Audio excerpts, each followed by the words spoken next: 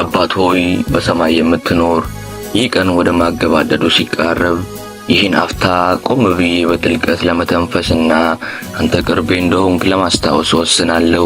የዛሬውን ጫጫታ፣ ግፊትና ጭንቀቶቼን እተዋቸዋለሁ፣ በእግር ስር አስቀምጣቸዋለሁ።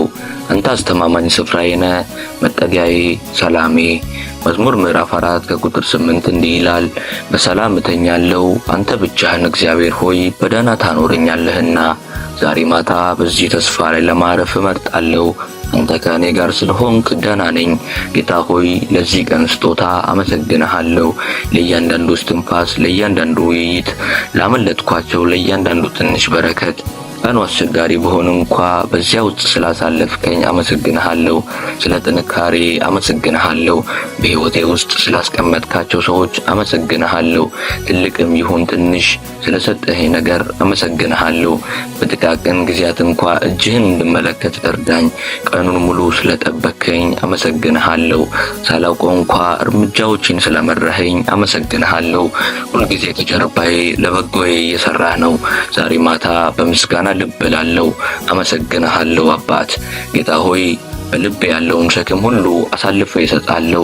ልቆጣጠራቸው የማልችላቸውን ነገሮች፣ ፍርሃቶቹን፣ ምን ብሆን የሚሉትን ሁሉ ለአንተ እሰጣለሁ። አታንቀላፋም፣ አትተኛም፣ ትጠብቀኛለህ። ስለዚህ እነዚህን ነገሮች ወደ ሌሊት መሸከም አያስፈልገኝም። ማንኛውንም ቁጣ ወይም ብስጭት እለቃለሁ። ዛሬ ለጎዱኝ ሁሉ ይቅር እላለሁ። እናም ምልክቱን ላጣሁባቸው መንገዶች ሁሉ ይቅርታህን እጠይቃለሁ። ልቤን አንጻ፣ መንፈሴንም አድስ።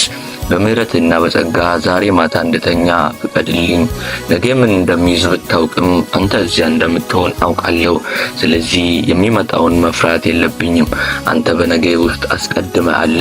ጌታ ሆይ አእምሮዬን አረጋጋ፣ ነፍሴንም አረጋጋ።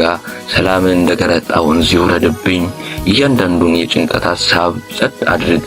እያንዳንዱን እረፍት የሌለው ስሜት በፍጹም ሰላምህ ተካ። መላእክት በቤቴና በምወዳቸው ሁሉ ዙሪያ ይስፈሩ። በመገኘትህ ክበበን፣ በፍቅር ሸፍነን። በሰውነቴ ላይ ሰላም እናገራለሁ፣ በአእምሮዬ ላይ እረፍት እናገራለሁ፣ በመንፈሴ ላይ መታደስን እናገራለሁ። ለእንቅልፍ ስጦታ አመሰግናለሁ። እኔ ሳርፍ አንተ እንደምታድስ አመሰግንሃለሁ። ትፈውሳለህ፣ ታድሳለህ።